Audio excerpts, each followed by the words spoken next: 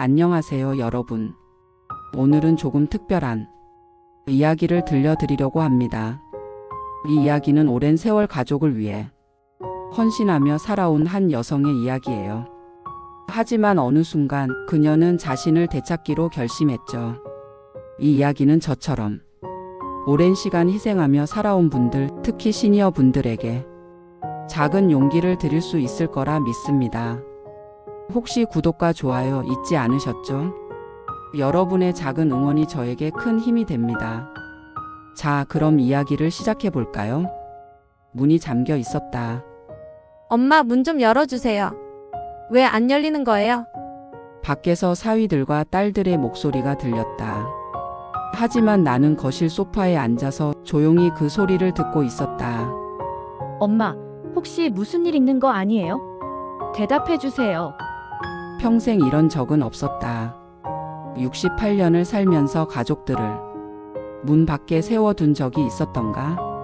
하지만 오늘은 달랐다. 오늘은 내 생일이었다. 68번째 생일. 그런데 아무도 기억하지 않았다. 아무도. 그 순간 나는 처음으로 입을 열었다. 여기는 이제 내 집이야. 너희 집이 아니야. 문 밖은 갑자기 쥐 죽은 듯 조용해졌다. 저는 박순옥, 올해 68세가 됐습니다. 부산에서 태어나 서울에서 40년 넘게 살았죠. 젊었을 때는 동네에서 제법 미인 소리를 들었어요. 키 163cm의 호리호리한 체격, 웃을 때마다 반짝이던 눈. 고등학교 때는 반에서 제일 예쁘다는 소리를 들었고, 대학교 때는 동아리에서 인기 많던 시절도 있었죠. 지금 돌이켜보면 그때가 정말 꿈 같았어요. 24세의 남편을 만났습니다. 친구 소개로 만난 그는 중학교 교사였어요. 성격이 부드럽고 저를 항상 먼저 생각해줬죠. 연애할 때부터 늘 저를 공주처럼 대해줬어요. 결혼 준비도 함께 했고 신혼집도 제가 원하는 동네로 골랐어요. 그때는 정말 행복했어요. 신혼 시절은 달콤했어요. 작은 아파트에서 둘이 알콩달콩 살았죠. 남편이 학교에 가면 저는 저녁을 준비하고 예쁘게 차려입고 기다렸어요. 첫 딸 은혜가 태어났을 때는 세상을 다 가진 기분이었어요. 새벽에 울어도 전혀 힘들지 않았고, 기저귀 갈아주는 것도 젖병 소독하는 것도 행복했어요. 2년 뒤 둘째 딸 지연이가 태어났을 때도 마찬가지였죠. 두 딸을 키우느라 정신없었지만 그때는 정말 보람찬 시간이었어요. 남편도 좋은 아빠였어요. 퇴근 후엔 아이들과 놀아주고 주말이면 동물원이나 공원에 데려가곤 했죠. 저녁엔 설거지도 도와주고 동화책도 읽어줬어요. 정말 완벽한 남편이었어요. 하지만 8년 전 남편이 갑작스럽게 세상을 떠났어요. 뇌출혈이었죠. 아침에 평소처럼 학교에 갔는데 점심시간에 학교에서 전화가 왔어요. 빨리 병원으로 오세요. 병원에 도착했을 때 남편은 이미 의식을 잃은 상태였어요. 의사가 최선을 다했지만이라고 말했을 때 세상이 무너지는 기분이었어요. 그때 제 나이 60세. 은혜는 32세, 지연이는 30세였죠. 아직 결혼도 안 한 상태였어요. 장례를 치르고 나니 정말 막막했어요. 두 딸을 어떻게 책임져야 할지. 하지만 그때는 딸들이 저를 많이 의지했어요. 아빠가 없어진 상황에서 제가 이 집의 기둥이었으니까요. 은혜는 회사에서 힘든 일이 있으면 저에게 털어놓았고, 지연이는 연애 고민이나 진로 문제까지 다 상의했어요. 저는 그때 이 가정의 든든한 중심이었어요. 딸들에게 꼭 필요한 존재였고 그게 자랑스러웠죠. 은혜가 먼저 결혼했어요. 민석이라는 남자를 소개팅으로 만나 1년 만에 결혼했죠. 민석은 조용하고 성실한 회사원이었어요. 처음 만났을 때부터 예의 바르고 따뜻한 사람이라는 느낌을 받았어요. 결혼 준비할 때도 제 의견을 많이 물어봤어요. 어머니, 어떤 웨딩드레스가 좋을까요? 라며 진지하게 물어보던 모습이 아직도 생생해요. 지연이도 2년 뒤 재훈이라는 남자와 결혼했어요. 재훈이는 활달하고 유머러스한 성격이었죠. 어머니 저를 친엄마처럼 생각할게요. 라며 웃던 모습이 기억나요. 그때까지만 해도 정말 화목한 대가족이었어요. 모두 함께 살며 서로를 아끼고 사랑했죠. 하지만 손자들이 태어나면서 분위기가 조금씩 바뀌기 시작했어요. 첫 손자 준영이가 태어났을 때 정말 기뻤어요. 밤새 안고 재워주고 기저귀 갈아주고 분유 먹이는 일을 도맡았죠. 손녀 지아가 태어났을 때도 마찬가지였어요. 바빴지만 행복했어요. 하지만 아이들이 커가면서 사위들의 태도가 달라졌어요. 제 하루 일과를 말씀드릴게요. 새벽 5시에 일어나 밥을 짓는 걸로 하루가 시작됐어요. 큰 밥솥 2개를 돌려야 6명 밥이 충분했죠. 은혜는 잡곡밥을 좋아했고 민석은 흰밥을 선호했어요. 가족들 입맛에 맞춰 밥을 짓고 반찬도 준비했어요. 된장국, 계란말이, 콩나물 무침, 멸치볶음. 최소 4가지는 만들어야 했어요. 6명 분량이니 시간이 오래 걸렸죠. 도시락도 챙겼어요. 준영이와 지아를 위해 영양 균형을 맞춰 김밥, 주먹밥, 소시지 볶음, 브로콜리 찜 등을 정성껏 준비했어요. 김밥은 단무지, 당근, 시금치, 계란, 햄까지 넣어 푸짐하게 만들었고 주먹밥은 참기름으로 고소하게 간을 했어요. 아침 준비를 마치고 가족들을 깨우고 챙겨 보내면 오전 9시가 넘었어요. 그럼 청소가 시작됐죠. 6명이 쓴 그릇을 설거지하고 거실 바닥을 청소기로 돌리고 걸레질까지 했어요.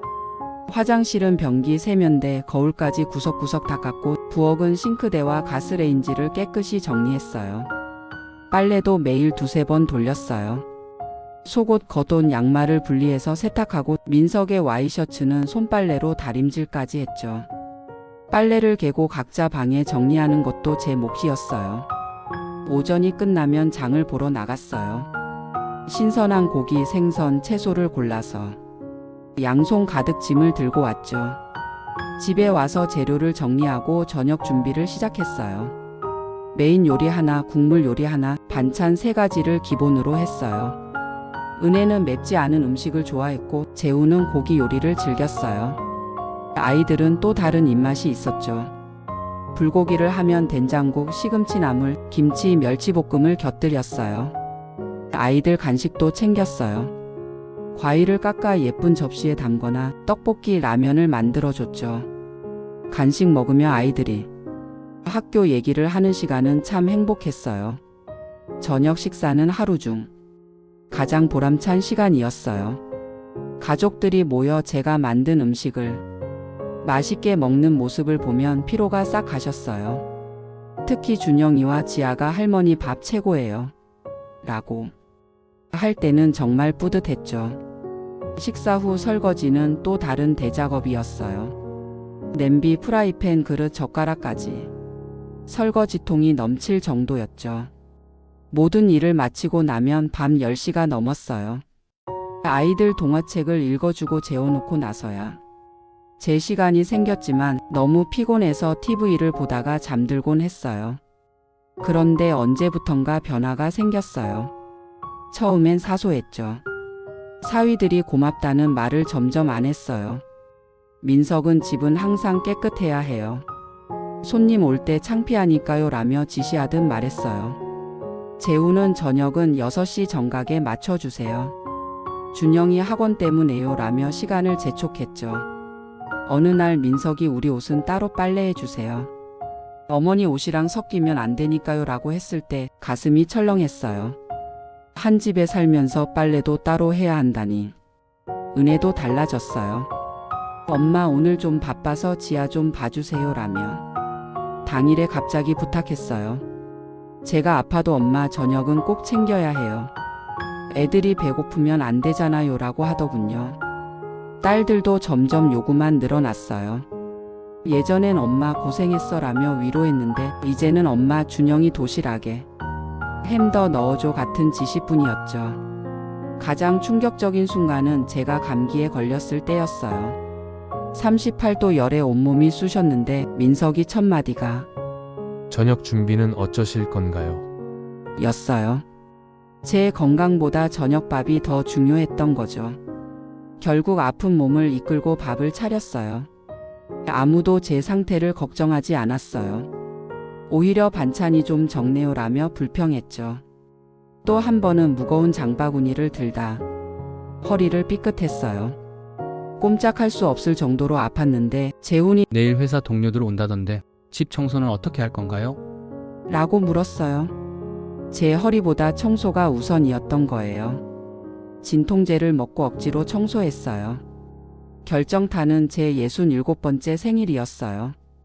아침에 미역국을 끓였어요. 손자들 생일엔 늘 끓여줬으니까 제 생일에도 당연히 해야 한다고 생각했죠. 그런데 아무도 기억하지 않았어요. 은혜가 엄마, 오늘 왜 미역국이죠? 라고 묻기에 오늘 내 생일이야 라고 했더니 아, 축하드려요. 라고 건성으로 대답했어요. 그게 전부였죠. 저녁엔 편의점 케이크 하나가 생일상 전부였어요. 촛불도 축하도 없이 조용히 먹었죠. 그러던 어느 날 우연히 사위들의 대화를 들었어요. 솔직히 어머니 때문에 불편하지 않아요. 친구들 초대도 눈치 보이고 외식도 마음대로 못해요. 맞아요. 아이들 교육에도 자꾸 간섭하시고 요즘 시대랑 안 맞는 말씀도 하시죠. 그리고 충격적인 말. 요양원은 어떨까요? 어머니한테도 좋을 거예요. 우리도 자유로워지고. 요양원? 내가 이 집에서 짐이었던 거예요. 그날 밤 잠을 이룰 수 없었어요. 남편이 떠난 후 8년간 이 가족을 위해 모든 걸 바쳤는데 나는 짐이었어요. 그 후로도 사소한 일들이 계속 쌓였어요. 건강검진에서 고혈압 진단을 받았을 때 재훈이 치료비 많이 들겠네요 라며 돈 걱정을 했어요. 은혜는 엄마 음식 싱겁게 해주세요. 우리 음식까지 싱겁게 하면 곤란해요 라고 했죠. 마지막 사건은 가족 여행 계획이었어요. 민석이 다음 주에 강원도 여행 가려고요. 3박 4일로. 라고 했어요. 나도 같이 가니? 라고 물었더니 어머니는 집에서 쉬세요. 저희끼리 가족 여행이에요. 가족 여행? 그럼 나는 가족이 아닌 거예요? 어머니 무릎도 안 좋으시잖아요. 애들도 자유롭게 놀아야죠. 그 말을 듣는 순간 가슴이 무너졌어요. 그 순간 다짐했어요. 좋아, 나를 가족으로 안 본다면 나도 더 이상 희생하지 않겠어. 가족들이 여행을 떠난 날 현관문 자물쇠를 바꿨어요. 디지털 도어락으로 비밀번호는 제 생일로 했죠. 아무도 기억하지 않는 그 날짜를요. 아이러니하죠. 여행에서 돌아온 가족들은 당황했어요. 어머니 문 열어주세요. 하지만 이번엔 움직이지 않았어요. 여기는 내 집이야. 너희 집이 아니야. 민석이 당황하며 어머님 왜 이러세요? 라고 물었어요. 나는 쌓인 감정을 쏟아냈어요. 너희가 나를 가족이라 생각했으면 왜 생일을 잊었니? 왜 아플 때 요양원 얘기를 했니? 내가 너희 위해 얼마나 희생했는데. 침묵이 흘렀어요. 엄마 잘못했어요. 문 열어주세요. 은혜가 애원했지만 마음을 굳혔어요. 이제 내 인생은 나를 위해 살 거야. 너희는 너희대로 살아. 그럼 저희는 어디서 살라고요? 재훈이 소리쳤죠. 그건 너희 문제야. 나도 새로 시작하는데 너희가 못할 이유가 뭐 있니? 준영이가 할머니 화나셨어요? 라고 물었을 때 가슴이 아팠어요. 할머니는 화난 게 아니야. 이제 혼자 살기로 했어. 그날 밤 가족들은 어디론가 갔어요. 호텔이든 친정집이든 나는 텅 빈 집에서 처음으로 자유를 느꼈어요. 그 후로 제 삶은 완전히 달라졌어요. 아침에 천천히 커피를 마시고 친구들과 수다를 떨었어요. 냉장고엔 내가 좋아하는 음식만 채웠죠. 된장찌개, 고등어구이. 내 입맛에 맞춘 음식은 정말 맛있었어요. 제 방도 새로 꾸몄어요. 밝은 커튼, 푹신한 침대. 이제 내 공간이었죠. 한 달 뒤 은혜에게서 전화가 왔어요. 엄마 잘 지내세요? 그동안 엄마가 얼마나 고생했는지 이제 알겠어요. 이제라도 알았니? 엄마 가끔 집에 놀러 와도 돼요? 놀러 가는 거라면 가지. 일하러 가는 건 아니야. 요즘 제 하루는 정말 자유로워요. 아침엔 공원에서 산책하고 오후엔 도서관에서 책을 읽어요. 동네 문화센터에서 도자기 공예도 시작했어요. 선생님이 저한테 재능이 있다고 하시더라고요. 68세에 새로운 재능을 발견하다니 신기하죠? 여러분, 저는 68세에 처음으로 제 인생을 찾았어요. 그동안 누군가의 엄마, 누군가의 아내, 누군가의 할머니로만 살았죠. 하지만 이제는 박순옥으로 살아요. 처음엔 두려웠지만 지금은 자유로워요. 가족이라는 이름으로 희생만 강요받는 삶은 진짜 사랑이 아니에요. 여러분도 비슷한 상황이라면 용기를 내세요. 나이가 많다고 새로운 시작이 불가능한 게 아니에요. 혹시 저와 비슷한 경험이 있으시거나 용기가 필요한 순간이 있다면 댓글로 나눠주세요. 서로 응원합시다. 그리고 구독과 좋아요 잊지 않으셨죠? 여러분의 응원이 저 같은 사람들에게 큰 힘이 됩니다. 인생은 짧아요. 남을 위해서만 살기엔 너무 아까워요. 지금 이 순간이 여러분의 새로운 시작이 될 수 있어요. 오늘도 제 이야기를 들어줘서 고마워요. 다음에 또 만나요. 안녕히 계세요.